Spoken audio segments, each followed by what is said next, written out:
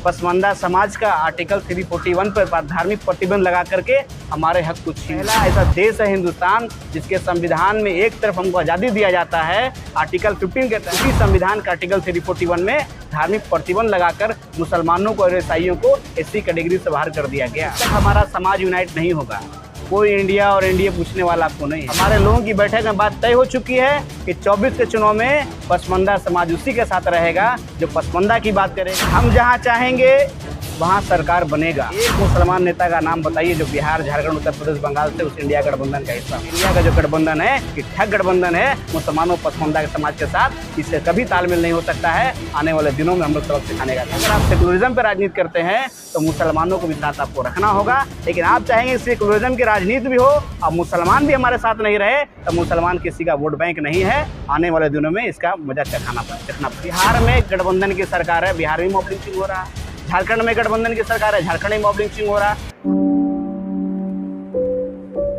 आज लोकप्रिय समता पार्टी के राष्ट्रीय कार्यकारिणी की बैठक दिल्ली के वेस्टर्न कोर्ट में अभी हुआ, जिसमें कई एजेंडों पे सर्वसहमति से लोगों ने लड़ाई लड़ने के लिए हामी भरा। पहला एजेंडा हमारा है, हम पसमानदा समाज से आते हैं। इससे पहले हम लोग पूरे बिहार में अंसारी महापंचायत के नाम से सामाजिक संगठन चला रहे थे। इस संगठन के माध्यम से पूरे बिहार के अंसारी कम्युनिटी को हम लोगों ने जोड़ने का काम किया। उसके बाद देश के अलग अलग राज्यों में भी हम लगातार दौरा करते रहे। यहाँ आने से कबल हम लोग रांची में मीटिंग किए। आज 1 तारीख को राष्ट्रीय कार्यकारिणी की बैठक दिल्ली में हो रही है। 3 अक्टूबर को हमारा मीटिंग लखनऊ में होना है, परसों होना है। हमारा एजेंडा है कि जो पसमानदा समाज को वोट बैंक के रूप में लोग इस्तेमाल कर रहे हैं और बदले में कुछ भी हासिल नहीं हो रहा है, कोई पॉलिटिकल रिप्रेजेंटेशन हमारा देश स्तर पर नहीं है। हम अगर बिहार की बात करते हैं तो बिहार से अंसारी कम्युनिटी का 243 विधानसभा की सीट पर एक विधायक हमारा नहीं है। 75 एमएलसी का सीट है बिहार में, एक एमएलसी हमारा नहीं है। 40 लोकसभा में टिकट बांटा जाता है, एक भी टिकट अंसारी कम्युनिटी को नहीं दिया जाता है। 16 राज्यसभा के मेंबर बनाए जाते हैं, कोई भी पॉलिटिकल पार्टी हमारे लोगों को मेंबर नहीं बनाता है। जबकि आबादी की बात करेंगे तो बिहार की दूसरी सबसे बड़ी आबादी अंसारी कम्युनिटी का है। 11% इकलौता वोट अंसारी समाज का है। हम जहाँ चाहेंगे वहाँ सरकार बनेगा। अभी हम लोग जब दिल्ली आ रहे थे तो लोगों ने कहा वसीम साहब अभी दिल्ली जाने की ज़रूरत नहीं है, आप सारा कार्यक्रम बिहार में ही रखें। हमने कहा संसद तो बिहार में नहीं आ सकता ना, संसद में लोगों को पहुंचाना है तो उसके लिए दिल्ली जाना होगा।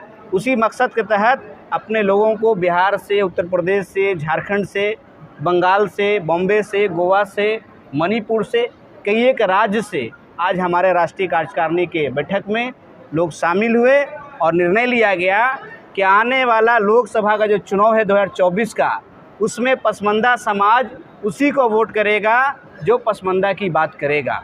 पसमानदा की बात करने के लिए माननीय प्रधानमंत्री मोदी जी भी कर रहे हैं, लेकिन सिर्फ बात करने से नहीं होगा। हमारा बरसों से जो मसला है, तत्कालीन नेहरू जी की सरकार 1950 में ही पसमानदा समाज का आर्टिकल 341 पर धार्मिक प्रतिबंध लगा करके हमारे हक को छीन लिए। आज पहला ऐसा देश है हिंदुस्तान जिसके संविधान में एक तरफ हमको आज़ादी दिया जाता है आर्टिकल 15 के तहत, इस देश में किसी भी नागरिक के साथ कोई धर्म के आधार पर, जात के आधार पर कोई भेदभाव नहीं करेंगे। उसी संविधान का आर्टिकल 341 में धार्मिक प्रतिबंध लगाकर मुसलमानों को और ईसाइयों को एससी कैटेगरी से बाहर कर दिया गया। आप सभी पत्रकार बंधु जानते हैं कि अभी EWS का रिजर्वेशन दिया गया, इसमें किसी तरह का धार्मिक प्रतिबंध नहीं है। जो भी गरीब, कमज़ोर लोग हैं, विकट सेक्शन के लोग हैं, सभी को, चाहे वो किसी धर्म के लोग हों।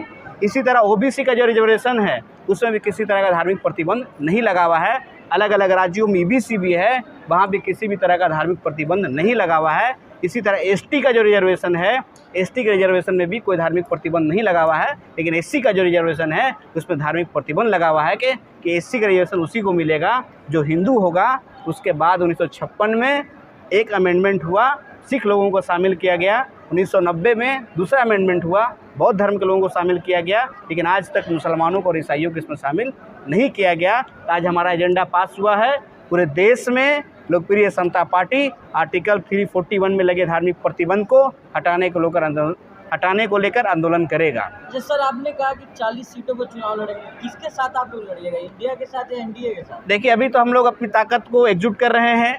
बिहार, झारखंड, उत्तर प्रदेश, बंगाल, दिल्ली जैसे जगहों पर हमारा कार्यक्रम हो रहा है। जब तक हमारा समाज यूनाइट नहीं होगा, कोई इंडिया और एनडीए पूछने वाला आपको नहीं है। इंडिया के लोग और एनडीए के लोग सिर्फ मुसलमानों और पसमानदा के वोट को सिर्फ इस्तेमाल करता है, अधिकार को देने के लिए तैयार नहीं है। लेकिन हमारा मानना है, हमारे लोगों की बैठक में बात तय हो चुकी है कि 24 के चुनाव में पसमानदा समाज उसी के साथ रहेगा जो पसमानदा की बात करेगा, जो पसमानदा को उचित रिप्रेजेंटेशन देने की बात करेगा। 341 के अलावा और क्या एजेंडा रहेगा? हमारा एजेंडा दूसरा है कि बिहार में कई लोग हैं जो देश स्तर पे बहुत बड़ा काम किए हैं, आज तक उनको राष्ट्रपति भारत रत्न का अवार्ड नहीं दिया गया है। तो हमारा मांग है, महान स्वतंत्रता सेनानी अब्दुल कयूम अंसारी साहब, अति पिछड़ों के नेता मसीहा कर्पूरी ठाकुर जी, बिहार केसरी स्वर्गीय श्री कृष्ण सिंह जी और दलितों के मसीहा नेता रामविलास पासवान जी को भारत रत्न दिया जाए। एक हमारा डिमांड और है कि देश स्तर पर आज युवा दर दर भटक रहा है। बेरोजगारी की बात सब करते हैं, उनके एम्प्लॉयमेंट के लिए सब लोग नारा देते हैं, लेकिन जो भी सरकार बनता है उस पर ध्यान नहीं देता है। इसलिए युवाओं के लिए एक देश स्तर पर युवा आयोग होना चाहिए ताकि युवा भी अपनी समस्याओं को वहां रख सके। इसलिए हम लोग का डिमांड है कि राष्ट्रीय स्तर पर युवाओं के लिए, युवाओं के उत्थान के लिए, युवाओं के रोजगार के लिए एक युवा आयोग का गठन होना चाहिए। एक एजेंडा हमारा और है कि अभी आपने देश भर में देखा कि अग्निवीर को इसमें शामिल कर लिया गया, लेकिन उनका क्या होगा, रिटायरमेंट का ना कोई प्लान है ना कुछ है। इसलिए हम लोग का डिमांड है कि उनके लिए उचित पेंशन का व्यवस्था किया जाए ताकि जो लोग आज भर्ती हो रहे हैं 4 साल 5 साल 6 साल के बाद बेरोजगार सड़क पर ना घूम सके, उनके लिए उचित पेंशन की व्यवस्था की जाए। ये हमारा मांग है। सर, लेकिन मुसलमानों की पार्टी असदुद्दीन ओवैसी की पार्टी भी कही जाती है, आप भी हैं, तो उनको तो भाजपा के बी टीम कहा जाए, आप किसके टीम है? देखिए, बी टीम सी टीम तो चलता रहेगा, राजनीति में जो भी अपने अधिकार की बात करेगा। मुसलमान ही तो कहते हैं आप लोग, टीम है आप लोग। देखिए, हमारा मानना बिल्कुल इसमें एक तरफा का बात है। हमारे अधिकार की जो बात करेगा, हमने कहाँ कह रहे हैं इंडिया बात करे हमारी, आप बी टीम कह रहे हैं इंडिया हमारी बात करें। इंडिया इतना बड़ा गठबंधन पूरे देश भर में बनाया गया, राहुल गांधी जी हैं, बड़े बड़े केजरीवाल जी हैं, आपको उत्तर प्रदेश से अखिलेश यादव जी हैं, ममता बनर्जी जी बंगाल से हैं, बिहार से नीतीश कुमार तेजस्वी यादव जी हैं, ठीक है। एक मुसलमान नेता का नाम बताइए जो बिहार, झारखंड, उत्तर प्रदेश, बंगाल से उस इंडिया गठबंधन का हिस्सा हो। आपने ओवैसी साहब को नहीं शामिल कराया, आपने वसीम नईर अंसारी को नहीं शामिल कराया, आपने बदरुद्दीन अजमल साहब को नहीं शामिल कराया, आपने पीस पार्टी को शामिल नहीं कराया। तो इंडिया का जो गठबंधन है ये ठग गठबंधन है मुसलमानों पसमानदा के समाज के साथ, इससे कभी तालमेल नहीं हो सकता है। आने वाले दिनों में हम लोग सबक सिखाने का काम करेंगे। क्या लगा इंडिया गठबंधन में मुस्लिम पार्टियों को क्यों नहीं जोड़ा जा रहा? देखिए, आज के दौर में दोनों पार्टियां हिंदुत्व की राजनीति करती है। एक कॉमनल लाइन पे बड़ी मजबूती से राजनीति करती है, तो दूसरे हार्डकोर और पहला जो है हमारा सॉफ्ट हिंदुत्व की राजनीति करती है। दोनों को आइडेंटिटी पे राजनीति होना चाहिए। अगर आप सेकुलरिज्म पे राजनीति करते हैं तो मुसलमानों को भी साथ आपको रखना होगा, लेकिन आप चाहेंगे सेकुलरिज्म की राजनीति भी हो और मुसलमान भी हमारे साथ नहीं रहे तो मुसलमान किसी का वोट बैंक नहीं है। आने वाले दिनों में इसका मजा चखना पड़ेगा। पसमानदा की आजकल बहुत बात कर रहे हैं, तो क्या लगता है आप मोदी जी के साथ जाएंगे? देखिए, हम लोगों ने पहले कहा इस बार के चुनाव में सिर्फ बात करने से नहीं होगा।